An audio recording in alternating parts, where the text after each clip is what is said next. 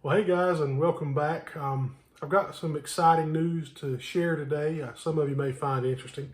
A few weeks ago, I did a video on how to identify common Civil War bayonets using pocket chains. And I've got a lot of comments about that off to the side from some friends and things. What brought that up is when I was at the gun show in Raleigh that day, and I bought two bayonets. And I didn't talk much about those bayonets. One of them was a standard U.S. Model 1816 bayonet and a partial scabbard that I actually got for $40. The other one was this guy. Now, I did mention it somewhat briefly in the original video, and I alluded to the fact that it may be something special, and if it is, then that's going to be a later video. I didn't know it at the time. As I was going through the table of bayonets the fella had, he had quite a few, and he had bought out a collector's estate and was selling bayonets for really cheap. I recognized this one right off as having all the characteristics of the 1855 bayonet. And if you remember from the other video, that's where I needed a penny to see if it would fit. Well, sure enough, the penny fit, had a nice original scabbard. This is a standard US 8 rivet scabbard, made 1864 or later. Still has the finial on it. It's still very solid. And he wanted, well, I got it for $55. So I thought I had made a really good purchase. Well, let me rephrase that. I knew I had made a really good purchase on it. The only thing that I had any concerns about was that even though it fit all of the exterior characteristics of a standard 1855 bayonet, it was lacking the U.S. stamp. That didn't set off any alarms for me because it does have a small M stamp just above the lock mortise right there. I don't know if you can see it. But that's an inspector's mark. And once you've ever seen a reproduction compared to an original, they stick out like a sore thumb. So this is the US 1855 that I used in the last video. Well, somewhere in here you'll be able to see it. There you go. There's the US. And all one really has to do to tell the difference between an original and reproduction is look at the locking rings. The reproductions are stamped. Originals are nice and beefy and milled. All of them are a little bit goofy. You can also tell by the finish work on the rib, on the blade. It's just also the diameter and the shape. Once you've been around a couple of originals, it sticks out. You know, these are going to be straight. Most of the reproduction junk's got waves in it. So I've got three over here, the reproductions, and they're all kind of wonky. Another dead giveaway is the inside fuller. It comes down, it's got a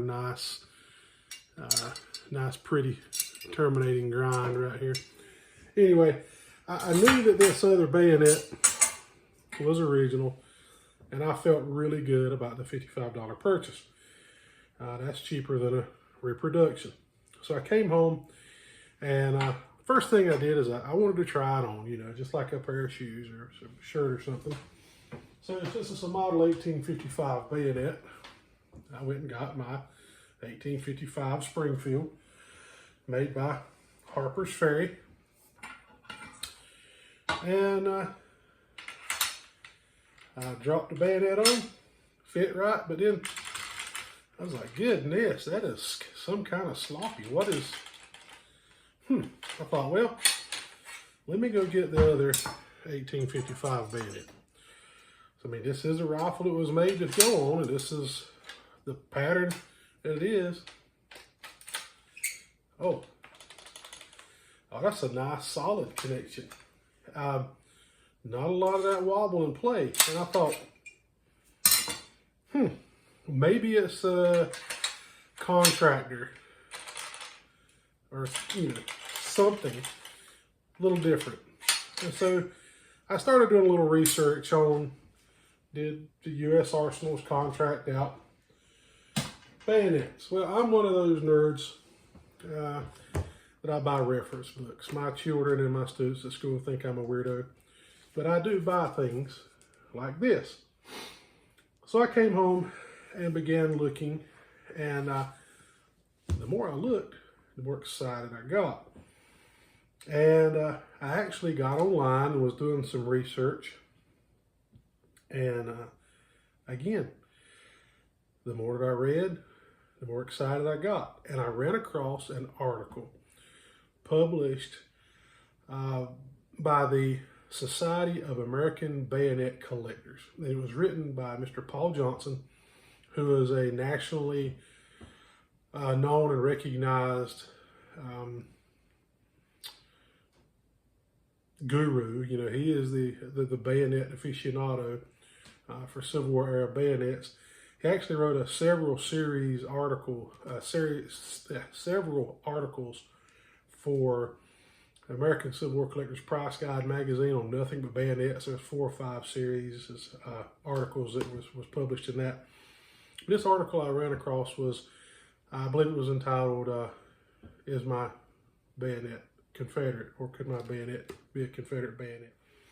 And I'll find that article and I'll post a link to it. And the more I read, the more excited I got.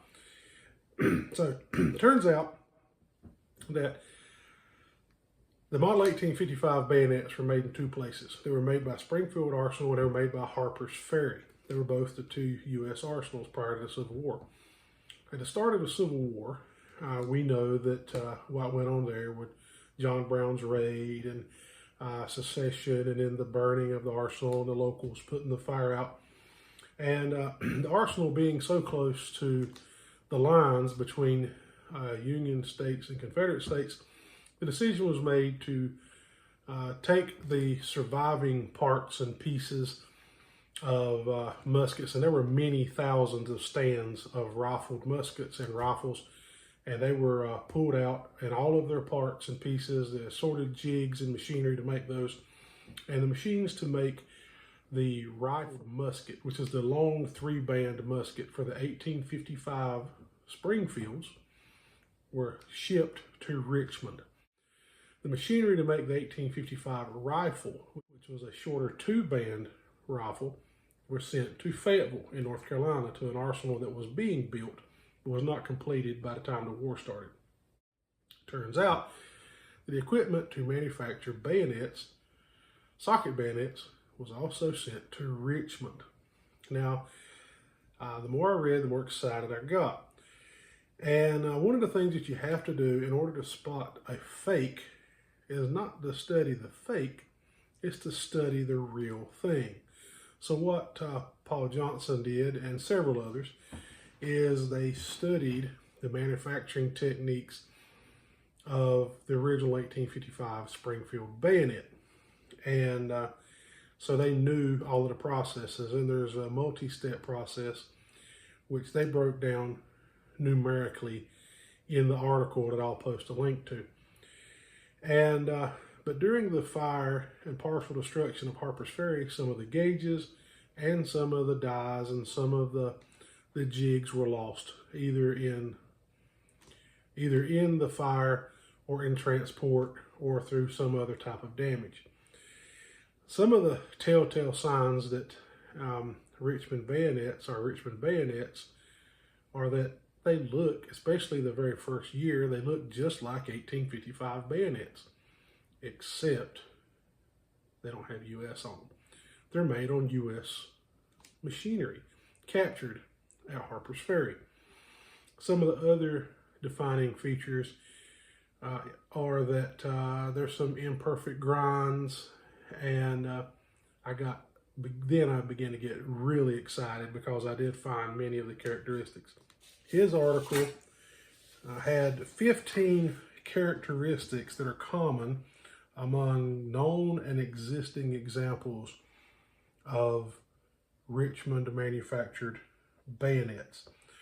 And the article is very clear that it does not have to have all 15 of those characteristics to be displayed in order for the bayonet to actually be a Richmond manufactured bayonet.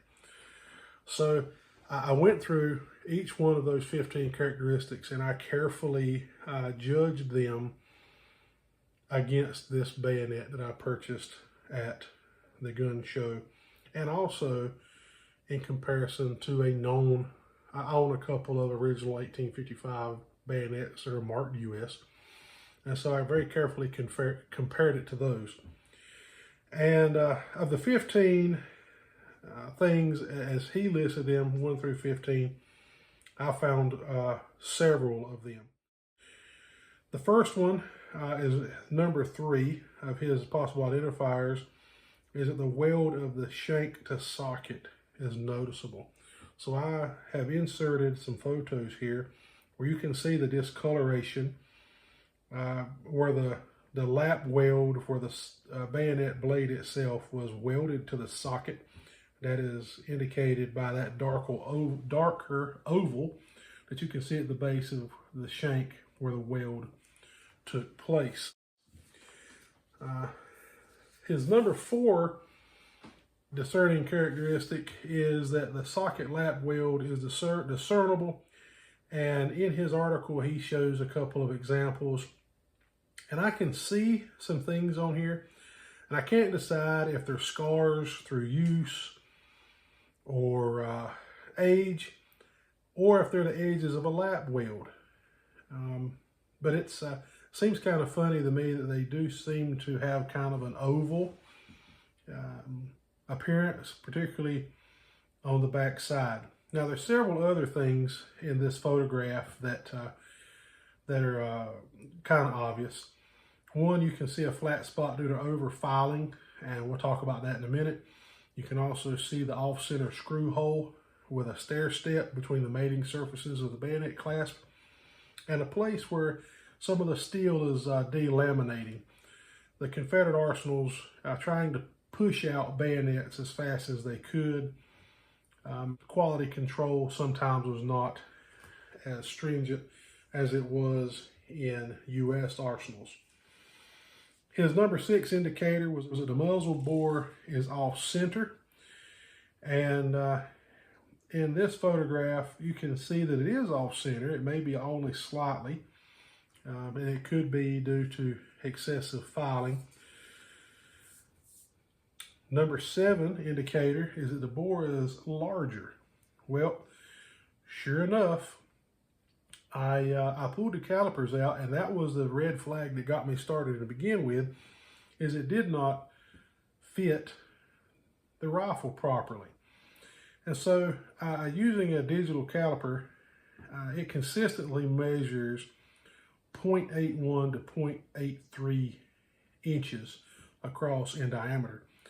And all of my US marked bayonets are 0.77 to 0.78. Now, according to the Raleigh book and the article by Mr. Johnson, the Richmond bayonet sockets were slightly oversized in order to be able to fit not only the Richmond musket, but also the Springfield musket, but more importantly, the British Enfield.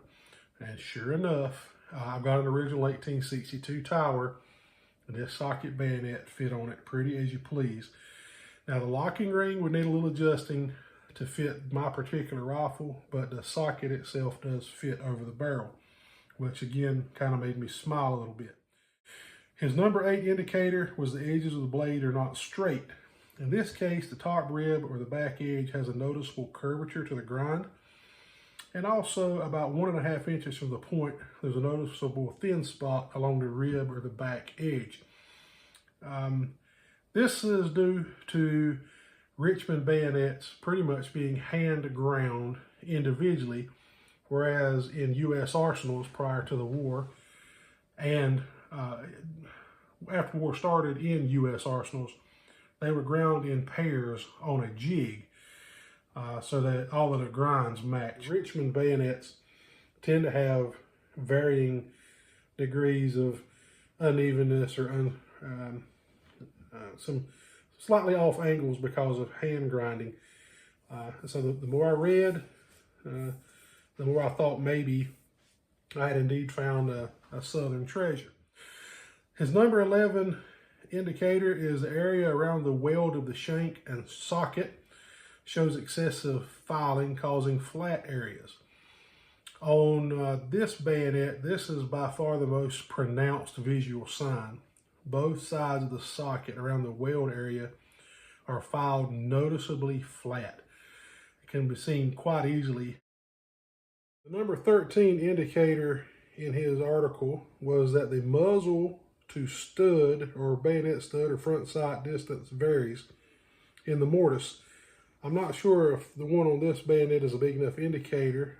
However, doing due diligence, I did measure, and my US marked bayonets come out at 1.1780 inches from the end of the sight mortise to the end of the muzzle. This unmarked bayonet is about 2 thousandths larger at 1.1980 inches from the end of the sight mortise to the end of the muzzle. The number 15 indicator is far more obvious on this bayonet. You can see it with the naked eye. The screw hole in the clasp of the bayonet ring is off center, and it's off to the right side by what my caliper says is about 30 thousandths of an inch, and it does leave a noticeable stair step between the two mating surfaces closing the locking ring. That is also noted in his article, and it matches the photograph with the hole being off center to the right. So when I was doing a little more digging, one of the things that threw me off was the location of the stud that stops, the little stop that keeps the ring from going far enough around. It is off by just a little bit between my 1855 bayonet and the unmarked bayonet, the US marked and unmarked. And so as I began to dig through that, I found out that the Spencer rifle bayonets are also very similar. They also don't have a US on them. So then I started getting bummed out a little bit that it may actually be a Spencer. And then lo and behold, I was looking through another book, Echoes of Glory, Arms and Equipment of the Confederacy, and they have a photo of a Richmond bayonet, and that stud is in the same place.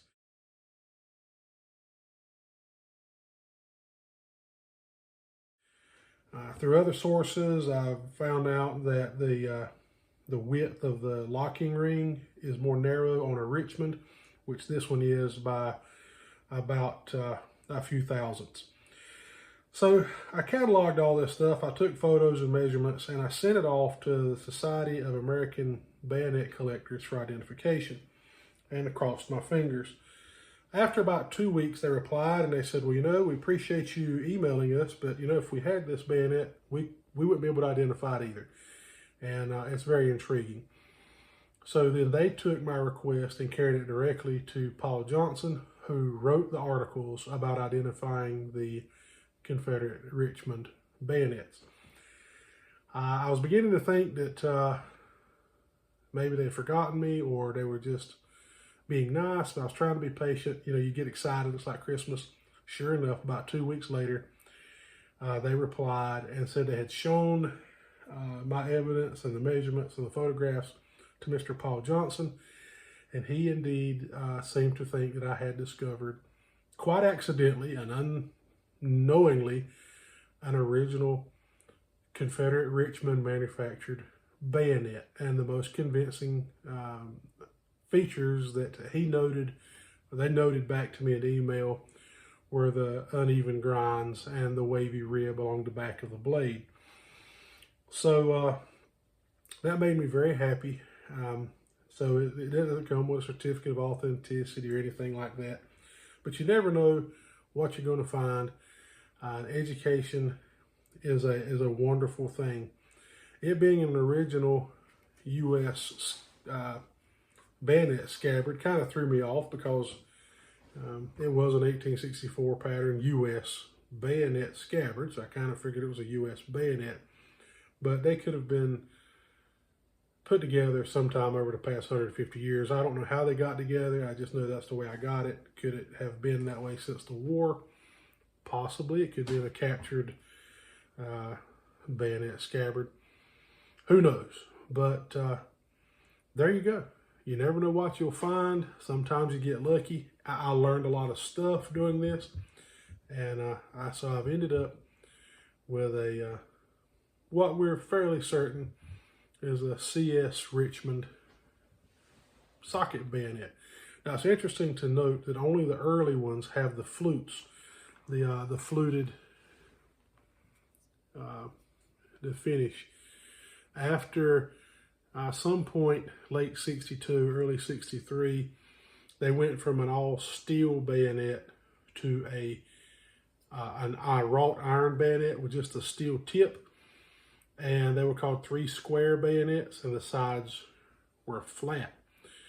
They didn't have fullers in them at all. I know I get a little long-winded sometimes, but that's okay. I make these videos for 2 things. To educate people who are interested in learning, just like I enjoy learning and being a lifelong learner. And 2 is to document what I think are pretty cool things that my children will one day inherit, and they'll know a little bit about them and get to hear me explaining what I love.